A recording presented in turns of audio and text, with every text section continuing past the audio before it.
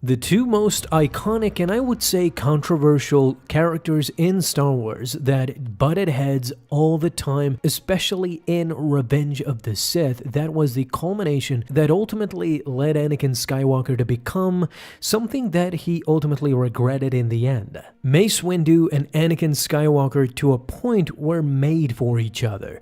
You see, Mace Windu was that stoic and survivalist Jedi Master that honored values more than most. Being a renegade like Anakin was not the Jedi way, according to Mace Windu. Without going any deeper into the novelization of Revenge of the Sith, let me just tell you one thing. So, Vapaad, the combat form created by Mace Windu, is kind of the main evidence that separates Mace Windu and Anakin Skywalker, and anybody who can't see that, Mace Windu does not really respect in a way. Once you use Vapaad, the mastery form of Mace Windu, you are actually towing the line between the dark side and the light. You cannot fight through Vapaad in a peaceful manner. You need to grab the anger that is flowing inside of you and basically control it. I'm obviously kind of making things simple for this video's sake, but if you go and search for Vapaad and its combat style and what requires out of a user, it will show you just that you toe the line between the dark and the light, and therefore you become one.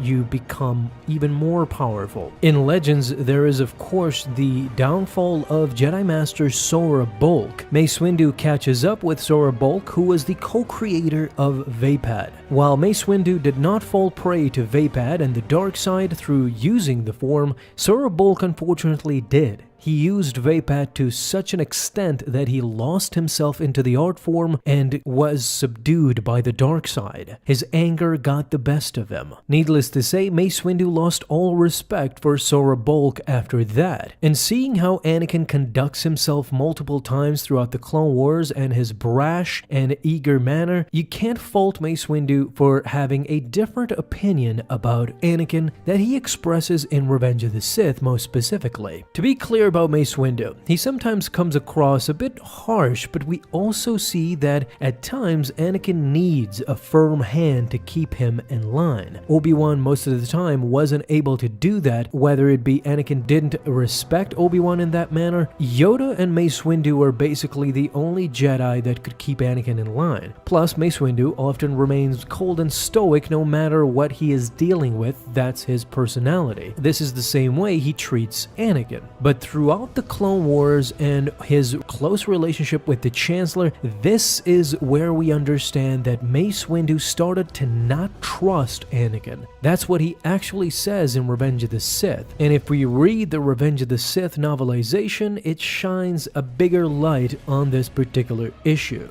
It says this was Mace's particular gift, to see how people and situations fit together in the Force, to find the sheer planes that can cause them to break in useful ways, and to intuit what sort of strike would be best to make the cut. This is kind of what Yoda talked about and Mace Windu practiced, is that the future is always in motion, but Mace Windu believed more in the moment, living in the now. So it continues by saying Mace had supported the training of Anakin Skywalker, though it ran counter to millennia of Jedi traditions. Because the structure of fault lines in the Force around him, he had been able to intuit the truth of Qui-Gon Jinn's guess that the young slave boy from Tatooine was in fact the prophesized chosen one, born to bring balance to the Force. He had argued for the elevation of Obi-Wan Kenobi to mastership and to give the training of the chosen one into the hands of this new untested master, because his unique perception had shown him powerful lines of destiny that bound their lives together for good or ill. With this in the novelization, even more now we understand how unsure Mace Windu was of Anakin Skywalker. He saw through the Force that yes, this boy from Tatooine was very powerful and someday might bring balance to the Force, but he also knew that the new and untested master in Obi-Wan would be something that might bring good from Anakin, but might also bring the bad as well. It says Anakin was somehow a pivot point, the fulcrum of a lever with Obi-Wan on one side, Palpatine on the other, and the galaxy in the balance. And the lattice of fault lines that bound all three of them to each other stank of the dark side. This stink coming off of the dark side, as the novelization seems to insinuate, is what Windu was worried about and ultimately led him to not trust Anakin. It continues by saying Mace reached into the Force, opening the eye of his special gift of perception. What he found there froze his blood. The tangled web of fault lines in the Force he had seen connecting Anakin to Obi-Wan and to Palpatine was no more. In their place was a single spider knot that sang with power enough to crack the planet. Anakin Skywalker no longer had shatter points. He was a shatter point. The shatter point, everything depended on him. Everything. So the novelization also does a much better job of explaining Mace's decision to leave Anakin behind when he confronts Sidious by saying, because he was Mace Windu, within a second the man of sand is stone once more. Pure Jedi Master, weighing coldly the risk of facing the last Dark Lord of the Sith without the Chosen One. Against the risk of facing the last Dark Lord of the Sith was a Chosen One eaten alive by fear. And because he is Mace Windu, the choice is no choice at all. He told the young man, Anakin, wait in the council chamber until we get back. What he in the end says to Anakin is that if what you have told me proves to be true, then you might have regained my trust. In this moment, you gotta understand, he simply told Anakin that to his face that he doesn't trust him. Compounding the fact that the novelization wants to tell us that Mace Windu even sensed fear in Anakin at this moment once he was going to face Sidious, these multitudes of things